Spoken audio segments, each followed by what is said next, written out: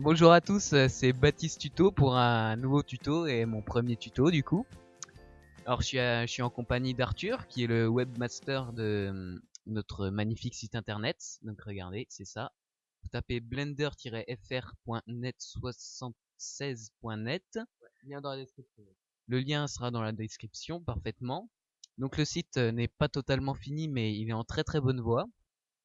Alors on peut voir les plusieurs onglets qu'Arthur a fabriqués. Donc là, ce sont mes créations en vidéo sur YouTube que j'ai mis en ligne sur ma chaîne YouTube. Et aujourd'hui, on va faire un tuto pour fabriquer une montre en 3D. Donc là, j'ai le fichier final que j'ai fabriqué moi-même chez moi pendant une bonne partie du week-end. Et ici, je peux ouvrir les photos. Donc c'est inspiré d'un excellent tutoriel que vous pouvez trouver sur notre site internet. Donc vous allez en bas, vous cliquez sur Blender Support et vous avez le tutoriel de Create a Fancy Watch. Donc je me suis inspiré de cet excellent tutoriel pour fabriquer premièrement la montre indiquée sur le tutoriel et après de la transformer et de la modéliser pour fabriquer une montre à mon nom. Et donc c'est une montre assez chic comme vous pouvez le voir. De marque Baptiste. Donc vous pouvez changer les couleurs, etc. Changer le fond, vous pouvez faire plein de choses. C'est très très libre. Il n'y a pas de droit sur ces créations. Donc voilà. Donc on va commencer là par la partie modélisation de la montre. Donc hop, je vais dans Blender, je fais fil. Désolé, je travaille sur un écran de télévision et j'ai pas trop l'habitude. Donc, je fais un nouveau Blender. Je vais juste mettre un petit outil pour que vous voyez les touches que j'active. Screen case, c'est bon. Voilà, donc on est prêt pour commencer la modélisation. Alors premièrement, on va s'inspirer d'une image de référence qu'on va trouver sur Google. Donc on va j'ai tapé je crois super belle montre.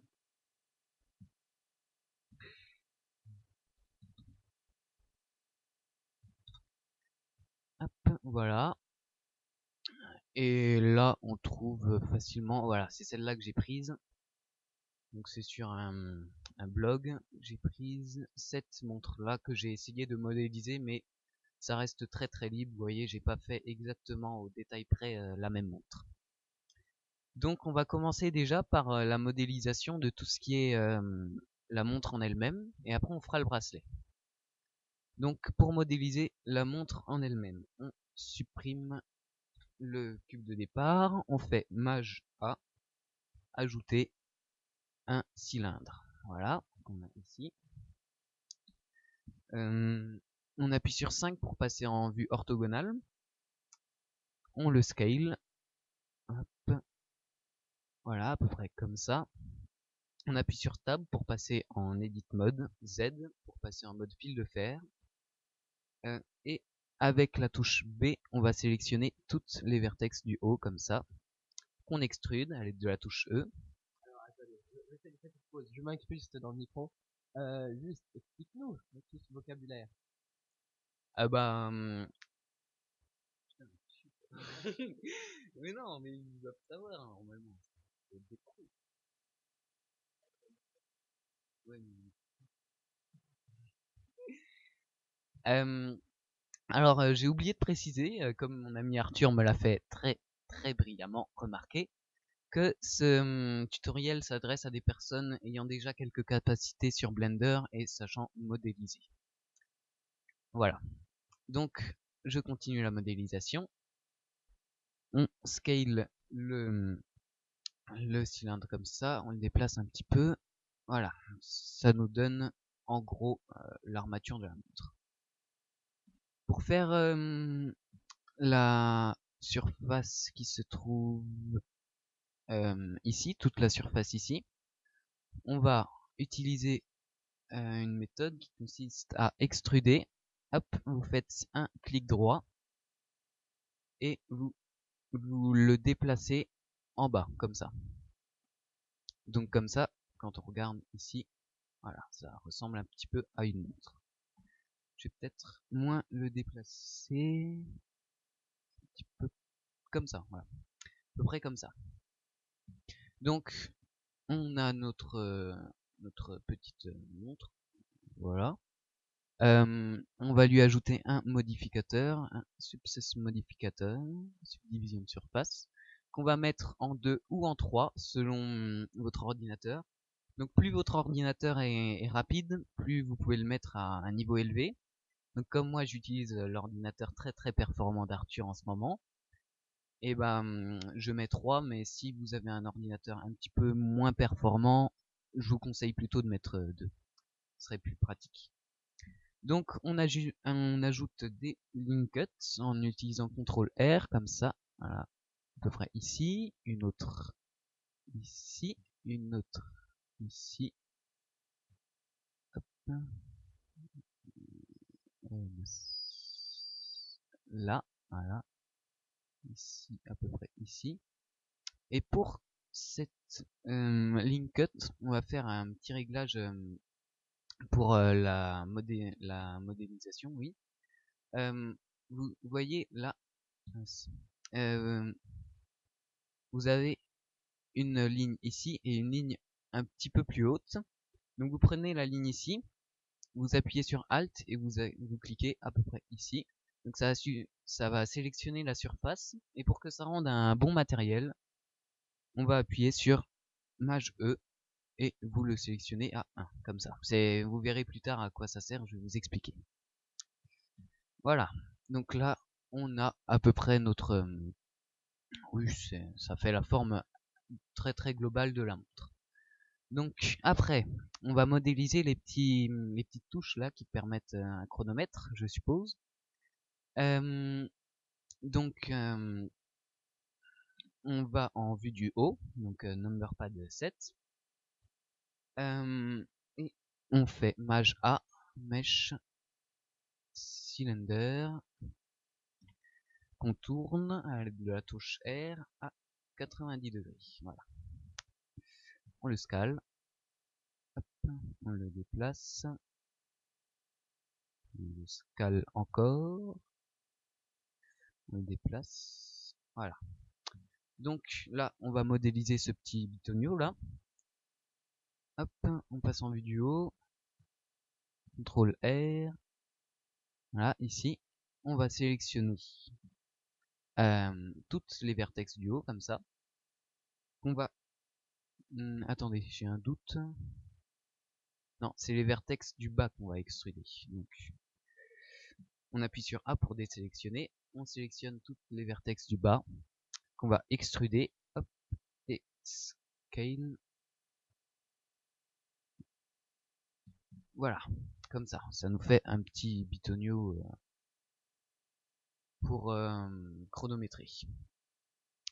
Donc, ce petit bitonio là, je vais peut-être l'agrandir un petit peu. Voilà, comme ça. Le déplacer. Voilà, comme ça il est bien. Un petit peu moins. Voilà. Donc on va lui mettre un subsys modifier ici. Donc on va mettre à 3 ou à 2 selon votre capacité d'ordinateur. On va rajouter des link cuts. Donc ici, ici, ici, hop. Et voilà, c'est peut-être ici. Voilà. Donc ça rend pas trop mal. Maintenant ce qu'on va faire, c'est que vous voyez il y a deux petits bitoniaux là à côté de la touche qui permet de chronométrer ici. Donc on va les modéliser en ajoutant un cube, Maj A cube, on scale, là, on scale dans l'autre sens, encore un petit peu dans ce sens là, encore un petit peu dans l'autre sens. qu'on déplace à l'aide de la touche G. Voilà. Qu'on déplace encore ici. Qu'on tourne un petit peu pour donner un petit peu plus réaliste. On va le retourner encore un petit peu. Voilà. On passe en fond de vue avec la touche 1 et on va le scale aussi ici. Donc à peu près comme ça. Voilà. On va lui mettre un success modifier. Hop. De render, oui, 3. On fout. On va ajouter les lignes cut.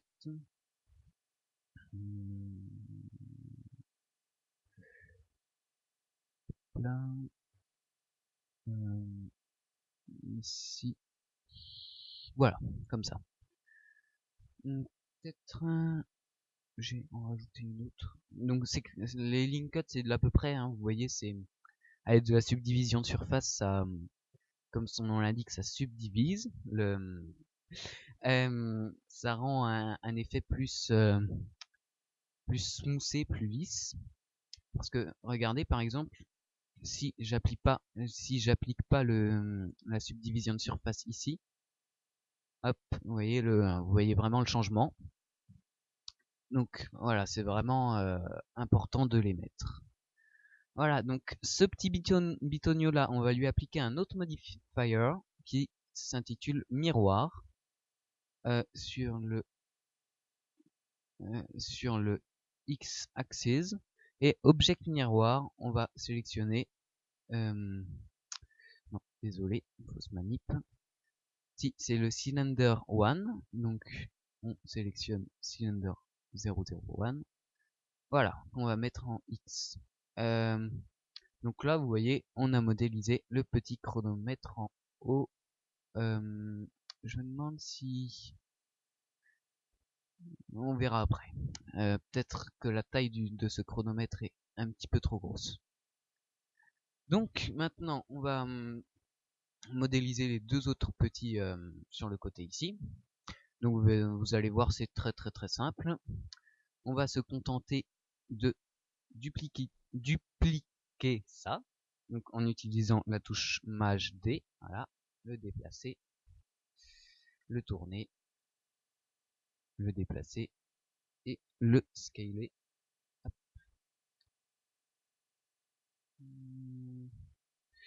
Oui, à peu près. Oui, ici, peut-être que je vais le grossir un petit peu. Voilà, ça m'a l'air pas mal. Et ce petit bitonio là, on va lui appliquer un modifier. Non, désolé, c'est un miroir modifier. Ici, voilà. Alors, comme object miroir, on va prendre cylinder 001 et on va le mettre en Y. Oui, je l'ai pas mis de l'autre côté, mais ça ne change rien. Donc voilà, on a la petite partie chronomètre qui est peut-être, j'ai rapproché un petit peu.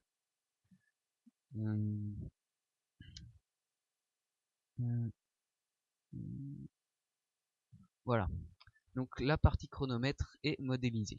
Voilà.